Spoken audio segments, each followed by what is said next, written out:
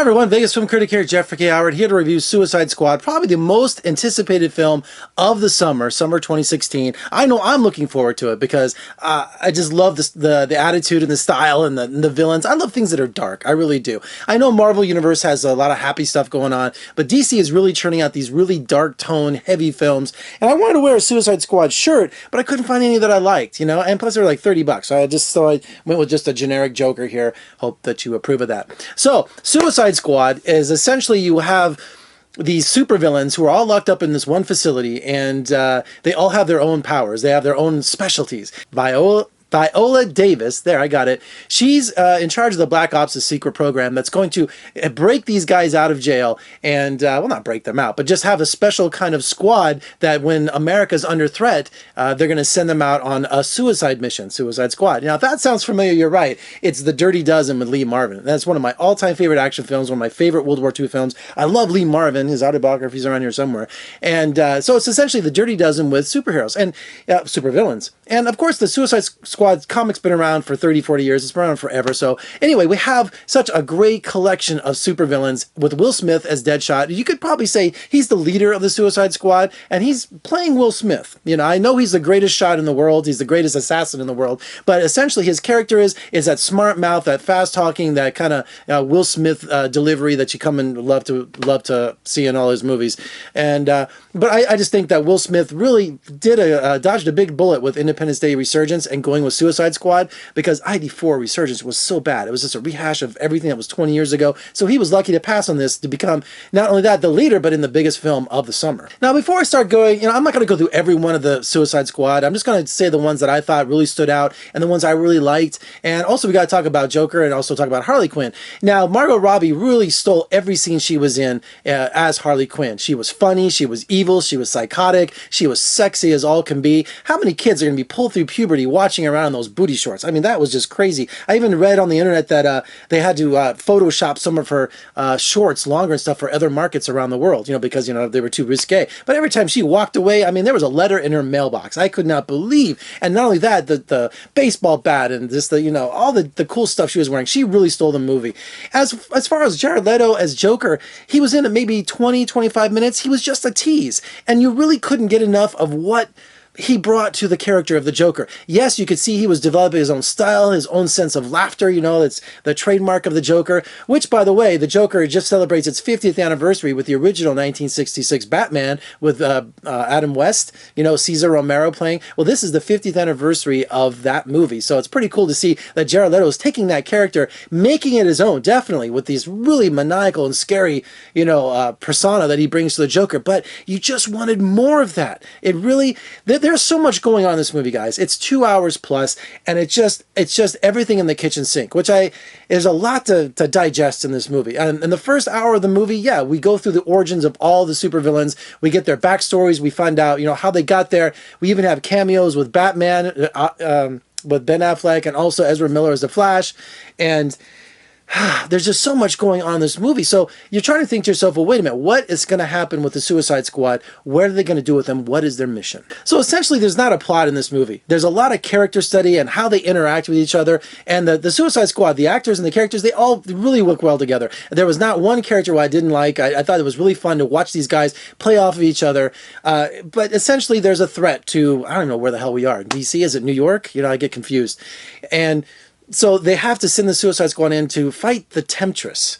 It's not the Temptress, the Enchantress. God, Jeff, get with it. It's the Enchantress, who's also a member of the Suicide Squad. Well, she turns out to be this alien from another dimension that has incredible powers.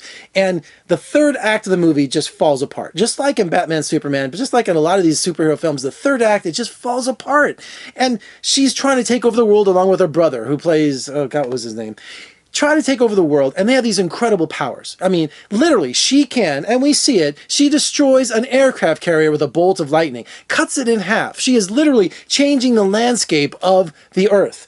So she can't kill 7 Suicide Squad people? She can't kill the human beings in front of her? She toys with them? So the whole third act just really falls apart. It looks like the ending of every Avengers, every Thor movie, and you just kind of like, really? It just kind of crumbles. So if you just stay positive and the Suicide Squad, the characters and everything that happens before that, and I want to mention some of them specifically, like El Diablo, Jay Hernandez, great backstory, has real emotion. He can shoot fire from his hands. He's a meta-human, which I guess is DC's version of a mutant. I don't know if it's copyrighted or not. And of course, we said Harley Quinn and also Jared Leto as the Joker.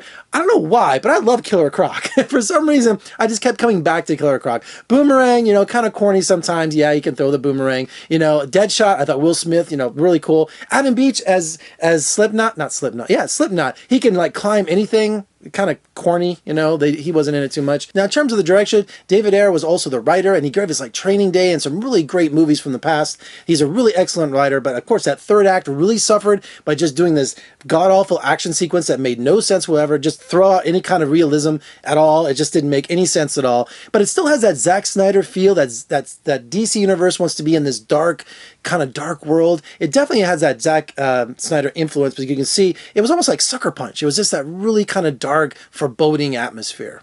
So I've really thought about it a lot, what grade I was going to give this, what I felt about the movie, and I just love the characters and I love the actors that portrayed them. I thought it set it up really well, but you didn't have anything for the Suicide Squad to do. I mean, I wanted something like the X-Men where they had a couple missions, give them a trial run or something like that. And I didn't like how the Suicide Squad just kind of fell together and no one kind of complained about it. And I don't want to spoil how they keep them together, but these guys want out and they're willing to do anything to get their freedom, go on these missions, kill anybody and anything, which they do, but just kind of how they decided to become a team early on was just kind of like, well, we're not going to get anywhere if they don't get along, for that common good, for them to escape. So that just kind of like, once you suspend your disbelief with that, then you're kind of like, okay, like that. But you know what? I'm curious to see what they're going to do with more Suicide Squad movies. I want to see, we're going to have offshoots. I don't know if they're going to get them all together and who's going to get, but Harley Quinn definitely stood out.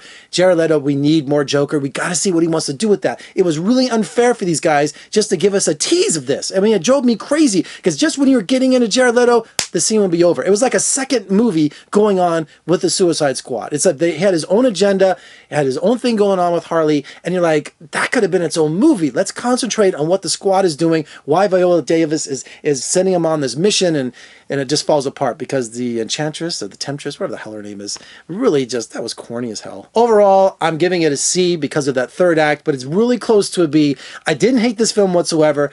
At all. I mean, I really enjoyed it. It's one of my favorite films of the summer. It really is. But I can't give it a B or above because of that third act where it just doesn't go anywhere. It's just killing all these prune head looking creatures over and over and over. It just got so monotonous, and this alien that could just take over the world can't destroy 7 guys in front of her. It just made no sense. It got really corny. But you know what? It's worth it to see all these actors play all these different Suicide Squad characters. I thought it was really cool. The makeup, the special effects, all of that. So check out Suicide Squad and let me know what you thought of it.